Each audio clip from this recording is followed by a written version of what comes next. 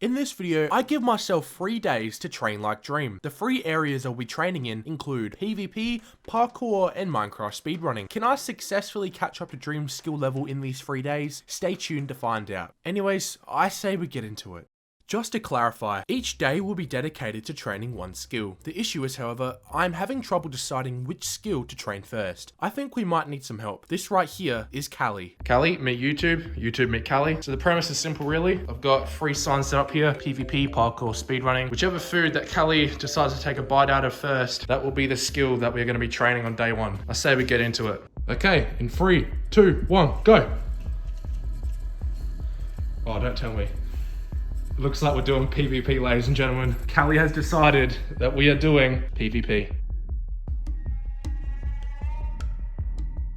PvP is the first skill I'll be training in today's video. Now, Dream is mostly known for his 1.16 PvP skills, so I'll be training in that version. My goal for day 1 is that I must complete 100 1v1s on a server called PvP Legacy. This is a popular PvP server home to the best 1.16 players of all time, and one of those players is Dream. If you type in /stats Dream, we can clearly see Dream has an impressive 98.3% win rate. At first, my goal was also going to be to obtain a 98.3% win rate, but that is incredibly unrealistic. Instead, I will aim for an 80% win rate by the end of the 100 battles. In other words, I must win 80 games and lose 20 in order to be successful. Let's get into it. Games 1 and 2 started out rough, as I lost 2 1v1s back to back. I decided to verse a different opponent and successfully pulled off a win. Game 4 was a failure, as I died to a bow shot. I noticed I was playing pretty rusty, so I decided to ultra focus, resulting in 2 cruisy wins back to back.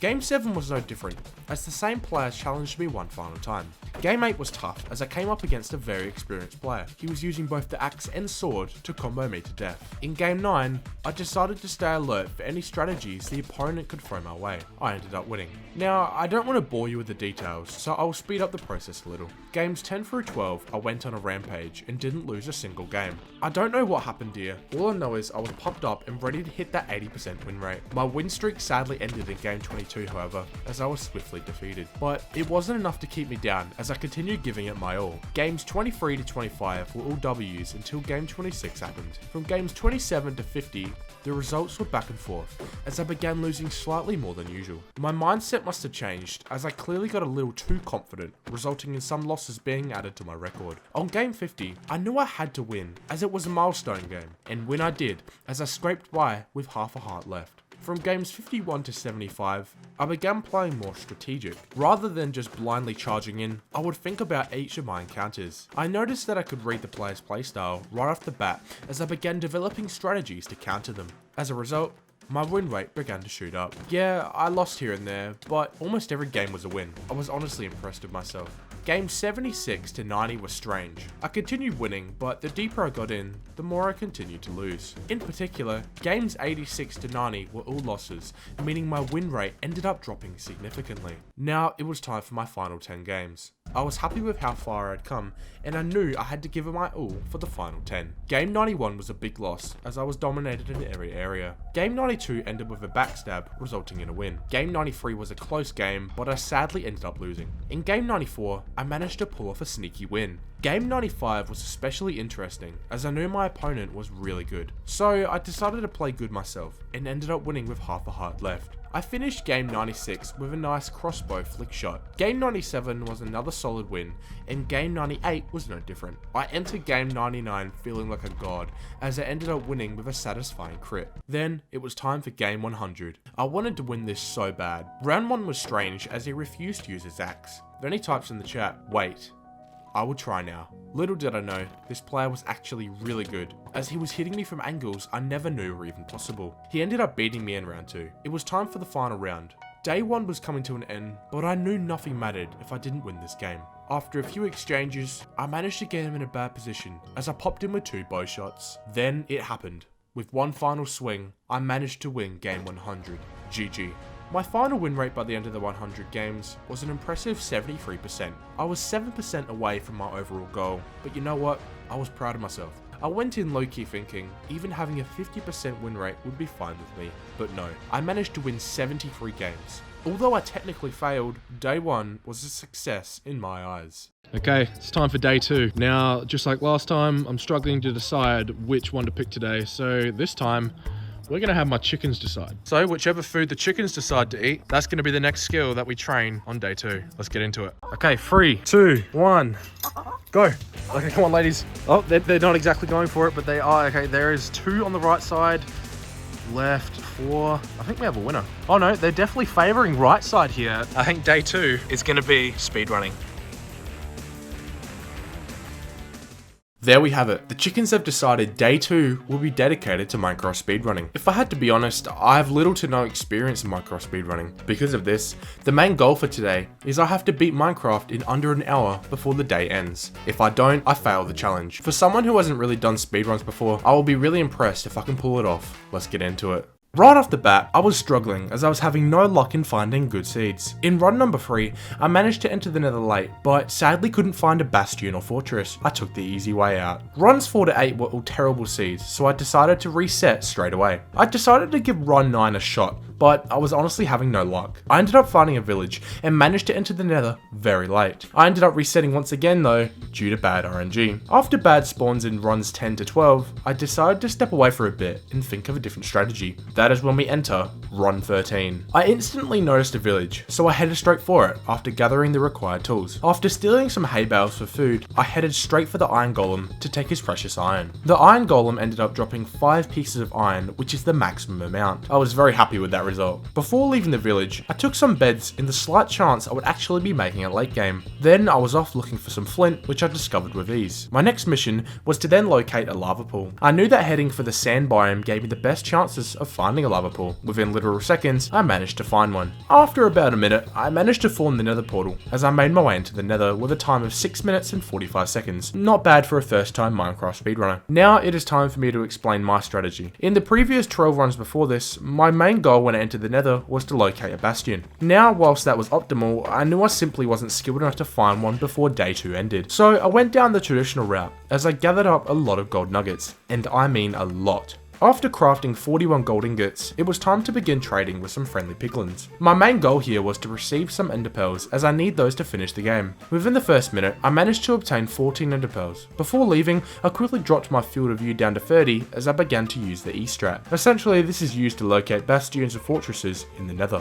This ended up being successful as I managed to find a bastion despite actually looking for a fortress. I figured I may as well get some trades in as I took the gold blocks. I ended up receiving a ton of ender pearls, which was fantastic, alongside string, obsidian, and fire resistance potions, which will come in handy later. It was now time to locate a fortress, as I was in dire need of some blaze rods. I ended up using ender pearls to travel at a fast pace around the nether because, well, I had the power to do so. 32 minutes in, I managed to locate the fortress. I made my way in and immediately got in some trouble. With some quick thinking, I managed to survive, as those fire resistant potions from earlier saved me. Then, after what felt like ages, I managed to gather 7 blaze rods, which was enough for me to finish the game. It was now time for me to enter the overworld and locate the stronghold. The only issue is, I was hundreds of blocks away from my original portal. I looked in my inventory as I noticed the 9 obsidian from earlier. I soon realized though, I actually need 10 obsidian to form a new portal. I started to panic as I began looking for a broken nether portal to make my way back to the overworld. It was pretty much the only way this run was going to survive.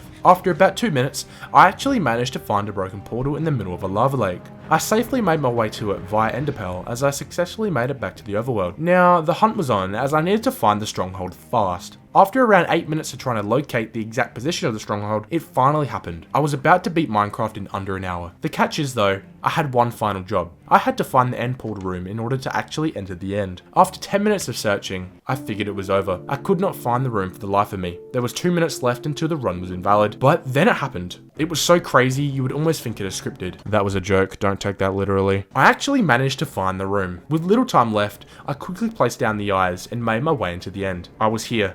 I could feel it. The only issue is though, there was only 1 minute left to pull it off. You see, in order to beat Minecraft, I had to defeat the Ender Dragon. The only realistic way I could kill her in the next minute was via one cycling with beds. I quickly enderpearled to the middle, and as I was setting up to one cycle her, she started to perch. With little health left and no time to mess around, after using a total of 8 beds, I managed to beat the game in under an hour. Here is my live reaction.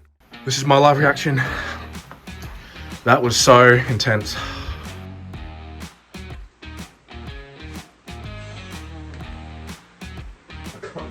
I actually was like... As you can see, it says I beat the game in 1 hour and 6 minutes, right? Wrong. If you go to in-game statistics, it states I beat the game in 0.99 hours, which is the equivalent of 59 minutes. Remember earlier when I was messing around with my field of view in Minecraft's menus? That actually technically pauses the time, meaning I managed to beat Minecraft in 59 minutes. I can't even express to you how crazy this was for me. I genuinely thought it was over, but against all odds, day 2 ended up being a success. Day 3 is here as we move on to the final skill, that being Minecraft Parkour. My goal in this section is I must complete 5 different famous Dream Manhunt plays, but the catch is I only have 3 attempts per play. Without further ado, let's finish this. Okay, starting off with play number 1, this is when Dream used the boats to escape from the hunters. We all know and love it, we've seen it. I say we get straight into it. Let's do this. I've done it first shot. You know what? This strider almost stopped me. Let's move on to play number 2. Here we are with play number 2. This is when Dream landed on a horse after suddenly being knocked off by the hunters. Will you remember that one? I say I give it my first shot. Let's go. First shot. I've landed at first shot again. Oh lord. Okay, let's move on to the next one. Moving on to play number 3, this is when Dream used a fishing rod on a strider and then landed on it with a saddle. This one is actually surprisingly hard, so I won't be surprised if I don't get this one first shot. Without further ado though, let's get into it.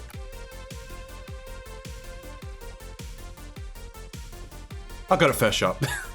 Well, I was wrong, but I'll gladly say that I was wrong. Let's move on to play number 4. This is when Dream used the ladder to MLG. Honestly, this is just like the previous one. It is relatively hard to pull off first shot, so let's just see what happens.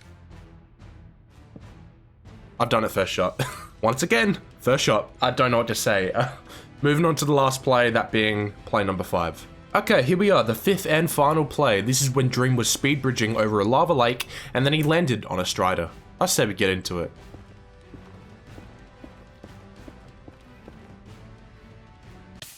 I'm dead.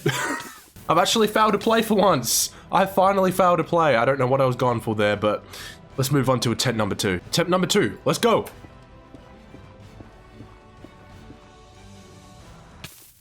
I did it. Oh, but I didn't though. I didn't do it because Dream did not land in lava. That means I only have one more shot. The 3rd and final attempt. I have to pull this off right now.